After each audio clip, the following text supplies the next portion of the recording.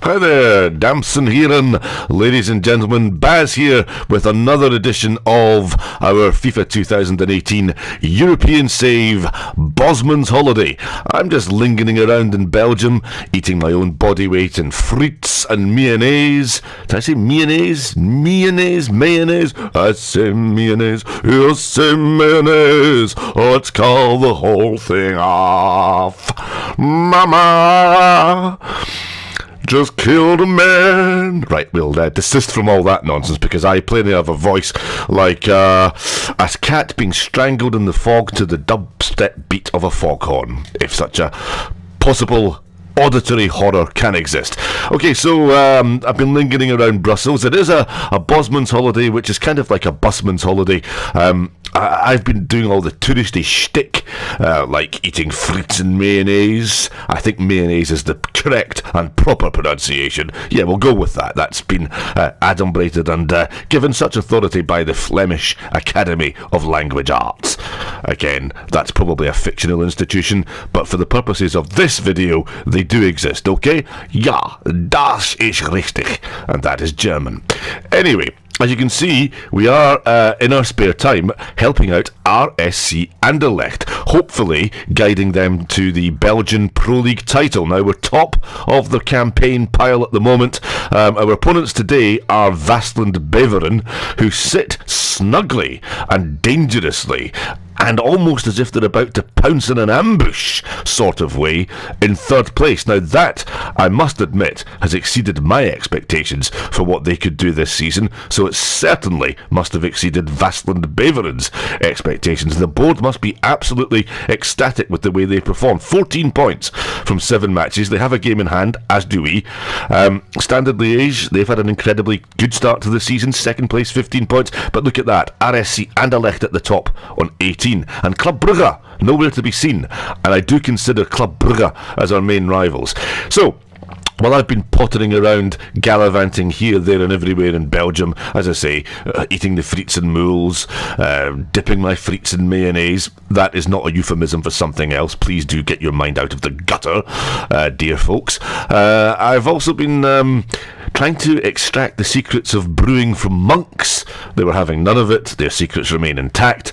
I've also been going up and down the atomium every day, relentlessly, trying to break the world record for the number of visits to the atomium in a day.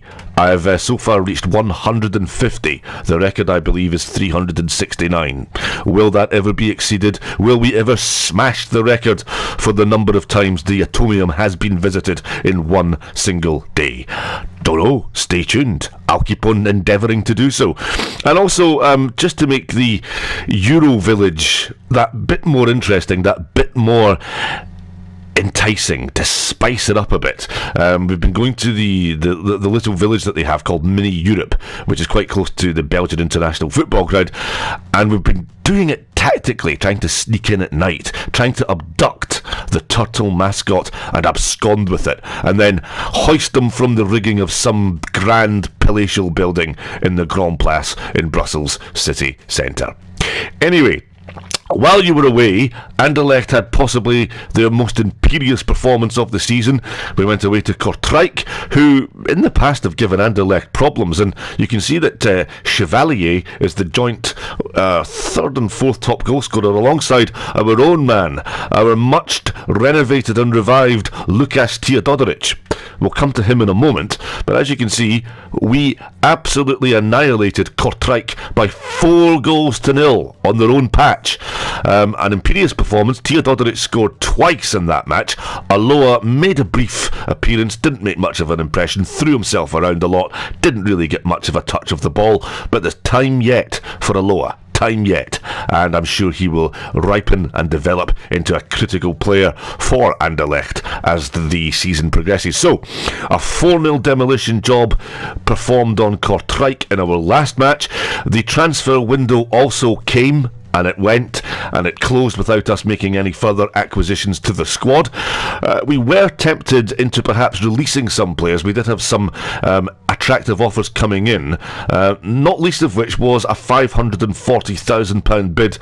I think it was from Zota Varagam for the services of our icon, our hero, our veteran, Olivier Deschamps. However, it has to be said, and it has to be admitted, that despite Deschamps' essential Anderlechtness, if that's the right word, despite the fact that he is steeped and absolutely saturated in the traditions of Anderlecht, and he has such a rapport and a bond with the Anderlecht supporters, we decided that it was probably best to retain his services. Even though he is leaving at the end of the season, he probably will retire. I fully expect that to be the case. So £540,000 cash only for a player who is likely to retire at the end of the season, when of course he will go away for nothing. We will be deprived of the services of Olivier Deschamps for no remuneration come the end of the season. But I just felt, in order for the fairy tale to continue, in order for his iconic status to be preserved, and let's not just say this is theoretical, in practical terms, Olivier Deschamps has been one of the star defenders this season, so I saw no reason to sell him. Another player that was certainly on the radar for many of our opponents. Several Belgian clubs tried to sign. Now, who was it they tried to sign? Let's just take a quick look through the squad. As you can see, we are naming an unchanged squad once again for this match against Beveren. So we'll go through the squad in a moment.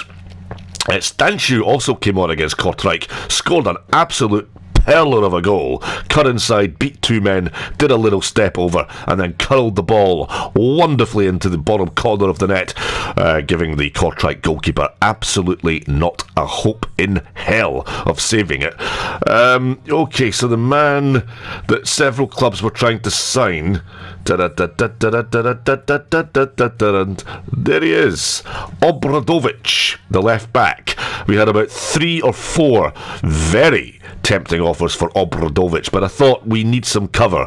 The strength and depth in the squad is perhaps not quite as supple and as flexible as you might like. I think it's sufficient and adequate to win the Belgian Pro League, but if the board have any additional expectations or any highfalutin expectations about, or grandiose expectations about us performing well in the Europa League, I think they can that. I think they need to rein in those rather extravagant expectations, because the squad, the strength and depth in the squad in terms of European success, I think is limited.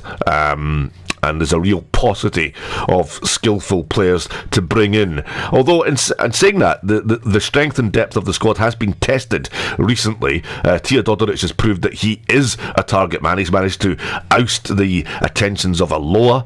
So Teodorovic has managed to grimly retain his place despite Aloha being brought in for £4 million. Stanshu has proved himself in the last match. He can come in and deputise in the midfield. And as you can see, Onarakuru has certainly grabbed his chance in the starting 11, and he has managed to play consistently well in that left back or left winger berth. And at the expense of Hani, who got injured. He's now fully fit and has recovered, but has struggled to claim his place back in the starting 11, and he won't be coming back anytime soon as long as Onarakuru maintains his sterling form as of late.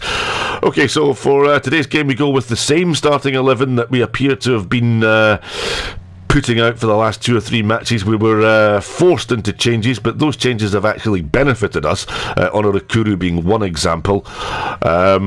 And Teodorovic. We did intend, of course, to drop Teodorovic in favour of Aloha, but Teodorovic has responded in the best possible manner by scoring goals and creating chances. So he is also a superb assist meister in the squad. So we've got the front three of Onarakuru, Teodorovic and Gerkens.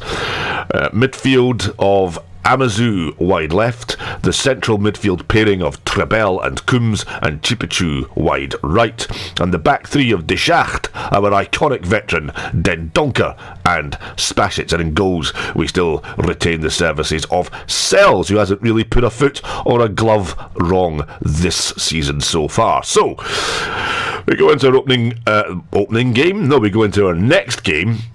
Incidentally, you can see that my managerial rating has gone up to 95, so that is highly encouraging. That's based on the fact that we've gone on a bit of an unbeaten run lately. So we've got Vaslin Beveren today.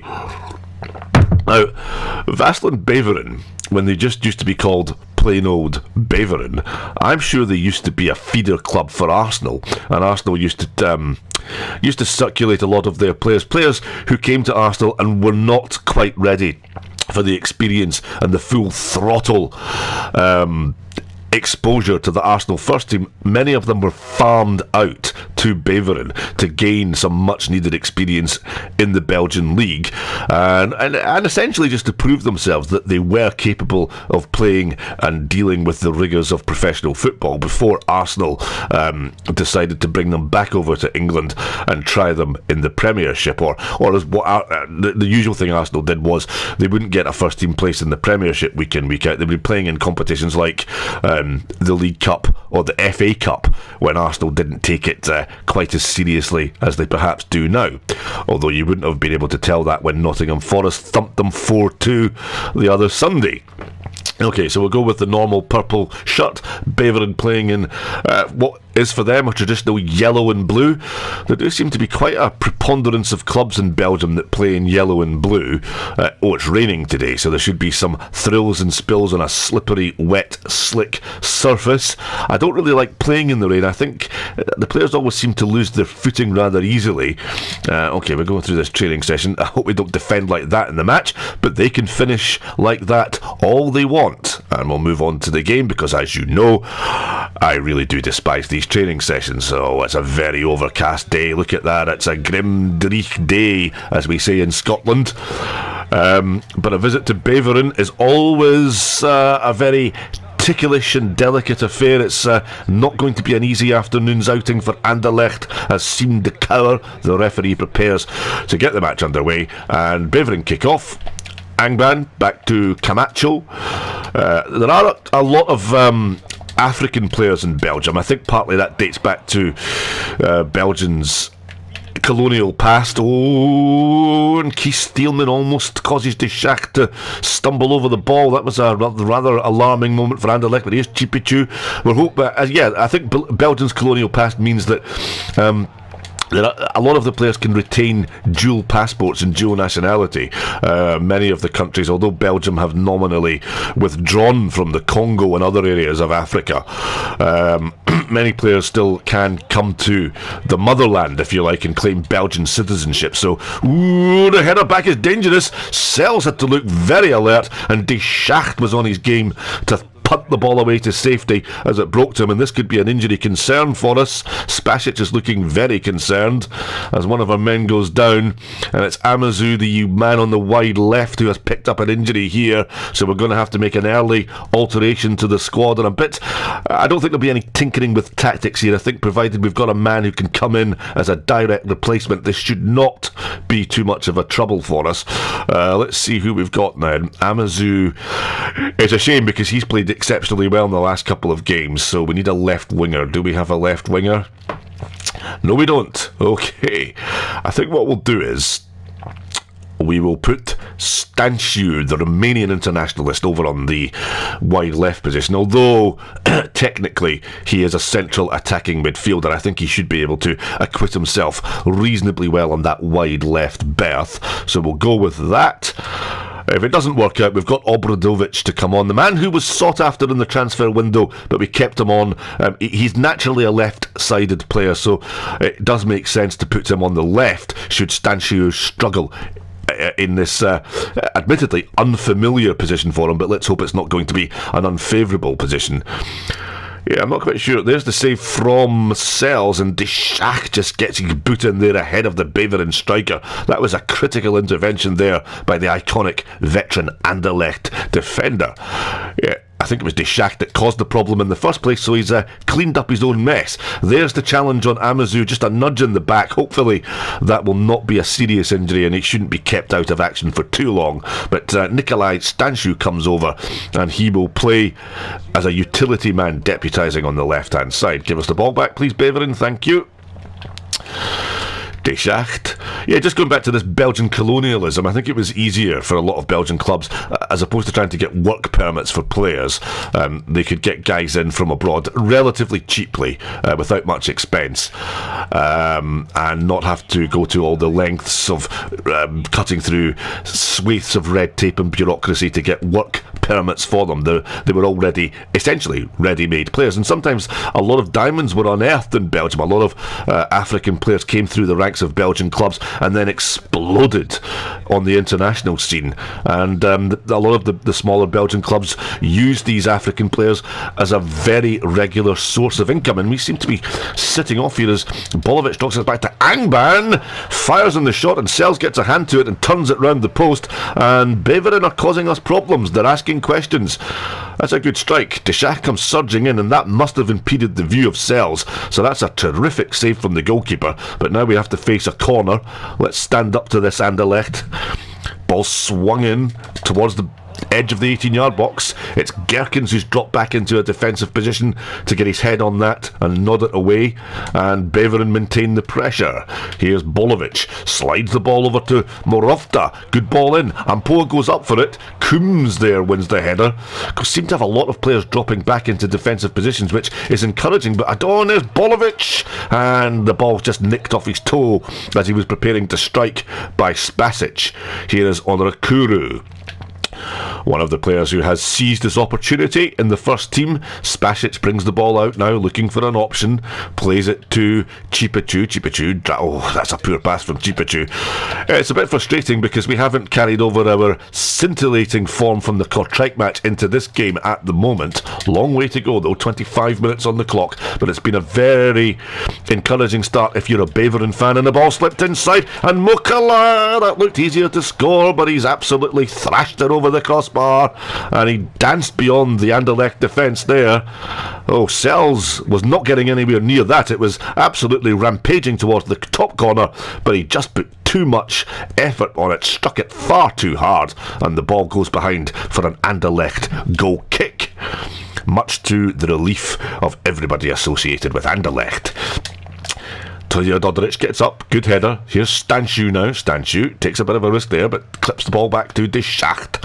Here is Onorakuru. Lovely play here from Anderlecht, but Angban comes over and wins the tackle, and it all breaks down and dissolves, and the shooter comes forward. We've had a lot of problems down that right-hand side, and that's something that we may have to take a look at half-time. But here's Spasic on the left, dinks the ball forward, but that's to nobody, gobbled up by Beveren, and forward they come again. Den Donker just belts that high into the night sky. There's no real productivity or incision or creative ingenuity behind that, and Beveren can take credit for pressing us into these desperate measures. Nice ball slipped through again. Stanciu gets the tackle in. That's good play by him. And here's Stanciu now off on a run. Stanciu, can he get past his man? Threads the ball forward. That's split into space if Onoruku can get onto it, but Angban is far too strong for him, outmuscles him, and retains possession. Here is Kaiser Tellen. He's been a real threat in that first half for Beveren. 5 minutes before half-time, ball slipped in again to Moroika. He looked offside to me, but Moroika slips it into that corridor of uncertainty.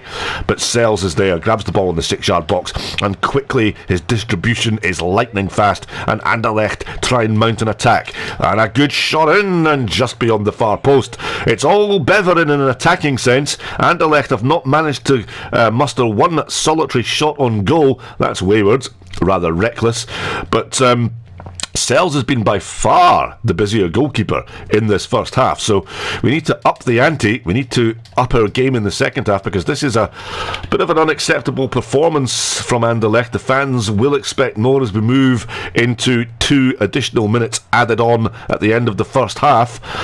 Very poor showing from Anderlecht today.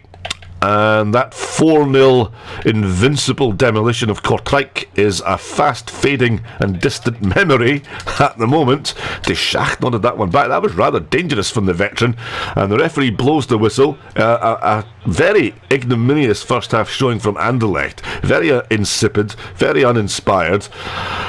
And let's give Beveren all the plaudits. They have managed to contain Anderlecht. They've sucked up all the possession. They've squeezed us into our own half, pinned us back, and we can't get out.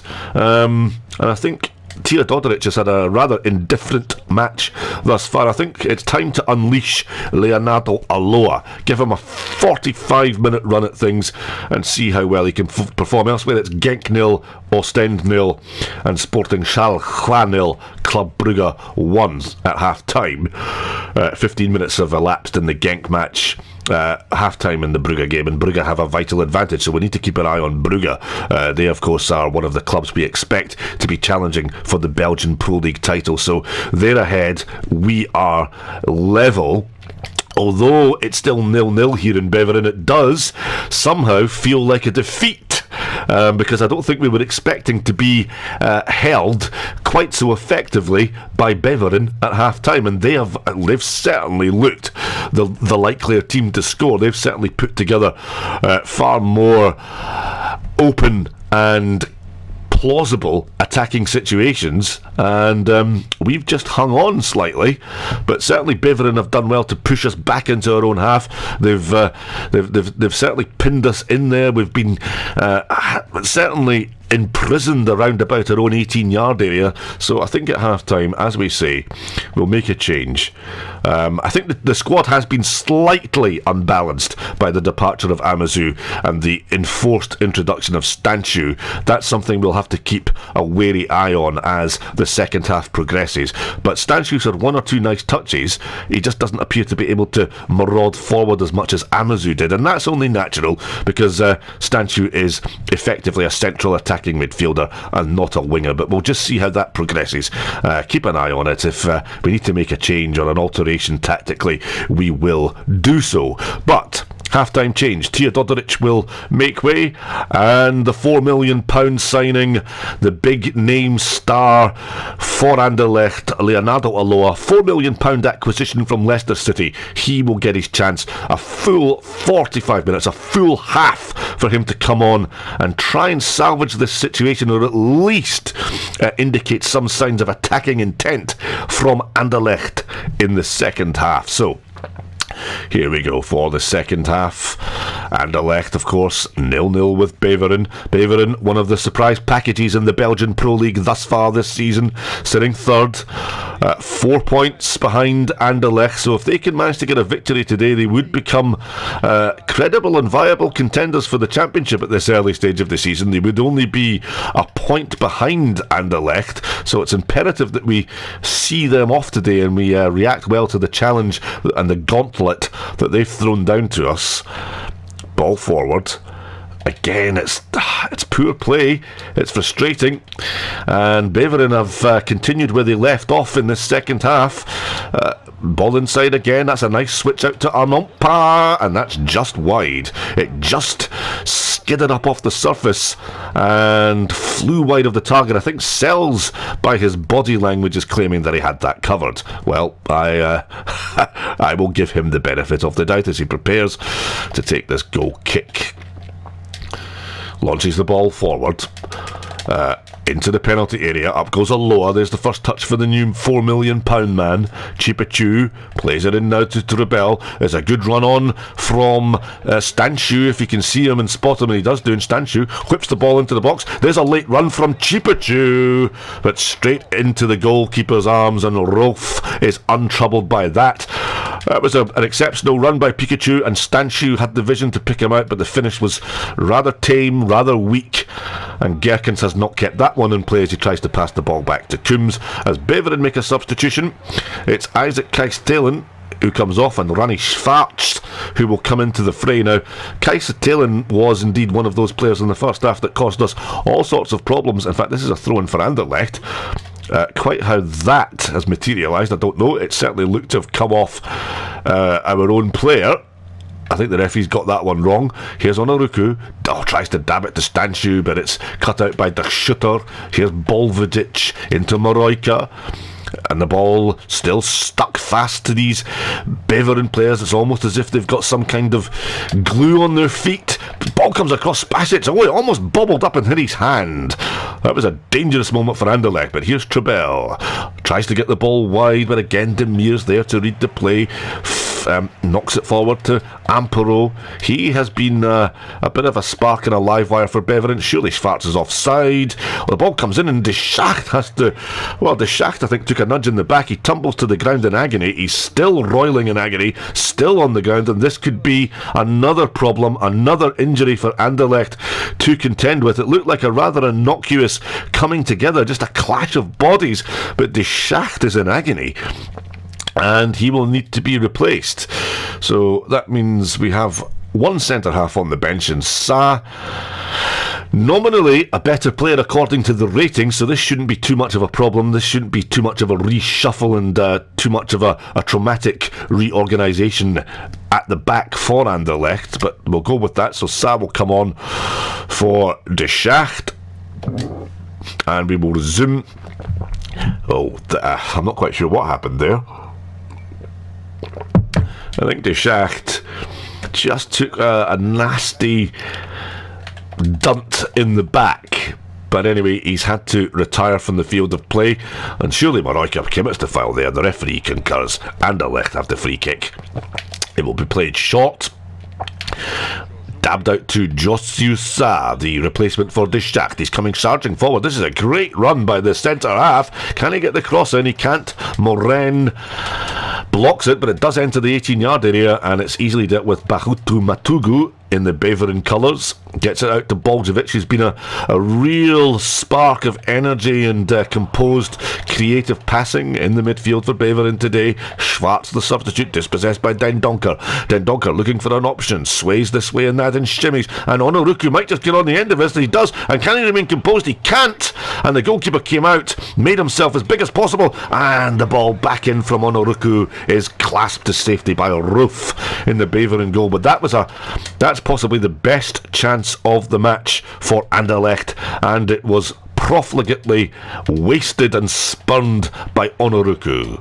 In mitigation to him, he's not a striker. He wouldn't have been there. Oh, and the ball slid in, and Beveren have another opportunity to break the deadlock. It just whizzes past that right-hand post as they make their second change of the game.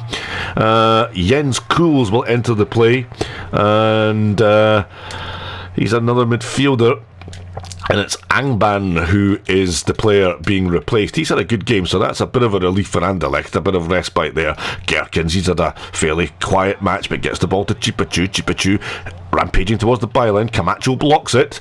That looked as though it smacked him flush in the face, but he recovers and knocks the ball forward to Sek. Sek now dances and whizzes and whirls like a dervish past the Anderlecht player. He's Onoruku. Can he knock it forward? He can.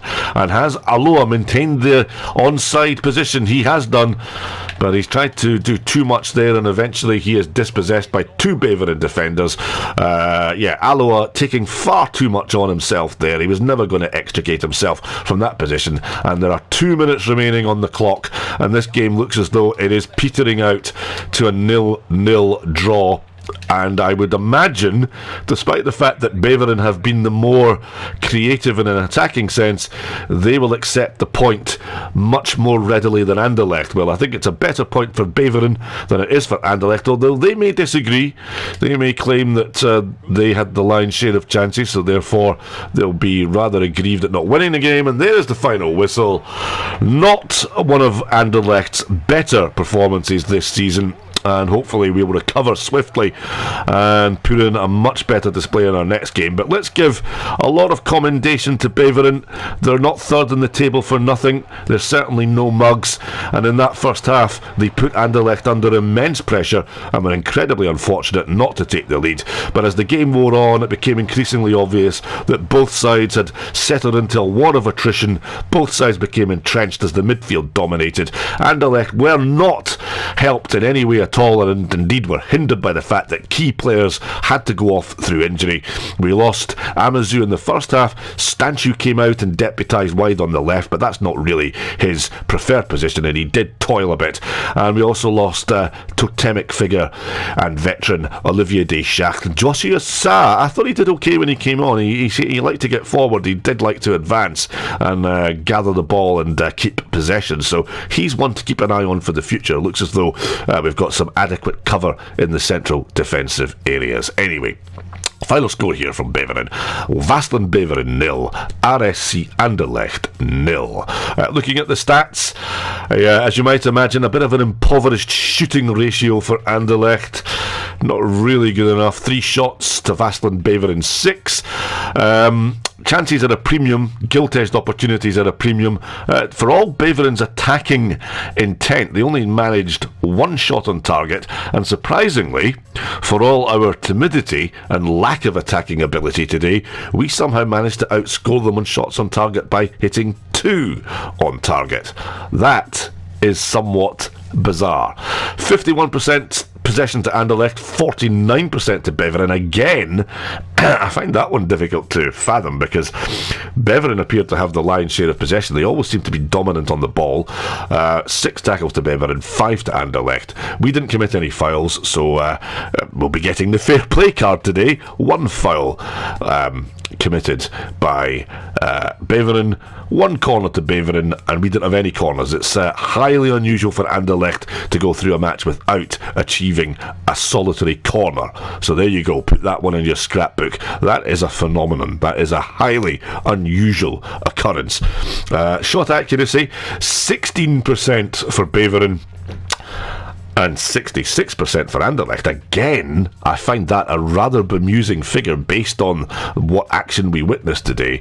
Pass accuracy, 84% for Beveren and 79% for Anderlecht. I think that computes, that makes sense, that's logical. But out of all those statistics, if you'd watched the match, I think you would have been taken aback. I think you might have called a lot of those statistics into question after watching the game. However, the statistics are there, although there are lies, damned lies, and statistics, so perhaps we shouldn't really rate those statistics too highly or take them as too cogent a reflection on what happened on the field of play this afternoon. But the crucial figures that matter is this one. It's Vassland Beveren 0, Anderlecht 0. So we'll see how that leaves the league table. Elsewhere, Club Brugge had a comfortable 3-0 victory at Sporting Charleroi.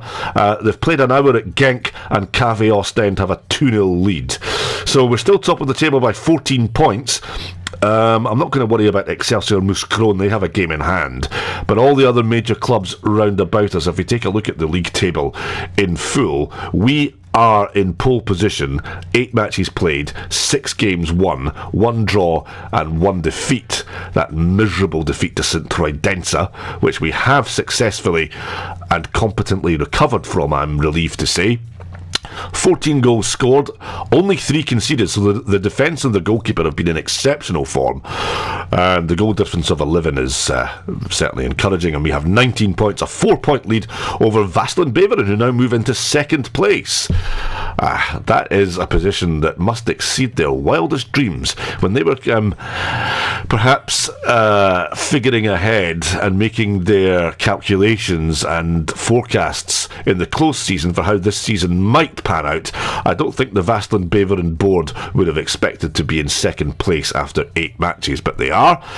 They're tied with Standard Liège on 15 points, and Club Brugge, who I think will be our nemesis this season. They will be our massive rivals for the championship title. They're currently languishing in 4th place with 14 points. KA Gent, who we overcame 2-0 a couple of weeks ago in the first Super Classico of the Belgian Pro League season, they are sitting 5th with 12 points. And Excelsior Mouscron have also had a surprisingly outstanding season thus far. They are 6th with 11 points. Then we've got Genk and Sporting Lokeren, both locked on 10. KV Ostend and Zulte Waregem on 9. St Troydense on 8. Royal Antwerpen and KAS Eupen on 7, and also Kortrijk on 7, and then the two sides locked in mortal combat at the foot to avoid the drop. Surprisingly, Sporting Charleroi are one of those protagonists on 6 points, and again I'm quite surprised, KV Mechelen also on 6 points. So the league's thrown up one or two surprises thus far, both at the top and the bottom. So, we will move on to our next match, which will be on the next episode of Bosman's Holiday. It is a critical game. It is the second Super Classico of the Belgian Pro League season, and it is Anderlecht against Standard Liège. Historically, a match saturated in tradition, in rivalry, in vociferous envy, and it should be an absolute cracker. But that's the next game on the next episode of Bosman's Holiday, Anderlecht against Standard Liège. So that is one to make the mouth water like a big old dose of opal fruits, like your mouth is filled full of those nice, chewy, juicy opal fruits, made to make your mouth water. Anderlecht against Standard Liège. Don't miss it. If you've enjoyed that, then please do give us a big old thumbs up. We do love those thumbs up. And if you want to see more FIFA 2018 career mode content, including more videos from this journeyman save, I think you would call it. We're off on a gallivant. We're off on a European tour with Anderlecht. Who knows where the tour will take us, but we've positioned ourselves in Anderlecht, the heart of Europe. Hopefully we might radiate outwards. Who knows what nooks and crannies, what paths and alleyways may unwind for us as our European tour continues. But we're content at Anderlecht at the moment, so we have the FIFA 2018 journeyman save, Bosman's Holiday with RSC Anderlecht. And we also have, in complement to this, our English League 2 save, Pyramid to Premiership. That continues apace later on today. The next video in Pyramid to Premiership will be posted and uploaded on YouTube, our channel, BazAD610. Don't miss it, at 4 PM today. And again, we've had a bit of a dismal run with Forest Green Rovers. We're hoping to recover and get some confidence flowing through the ranks once again. But that's our Pyramid to Premiership English League 2 save with Forest Green Rovers, and that will continue in tandem with our Euro save here with Bosman's Holiday. So if you enjoyed it, as I said, give us a big old thumbs up. Remember, subscribe to the channel BazAD610 on YouTube, and you can keep up with all the football fanaticism and chat on our Twitter feed, which is Offside Pies. That is offside_pies. And until the next time on Bosman's Holiday, our Euro journeyman save, we have the mouth-watering prospect, the Clash of the Titans, the top two coming head to head in the next episode as Anderlecht face Standard Liège. Until then, goodbye.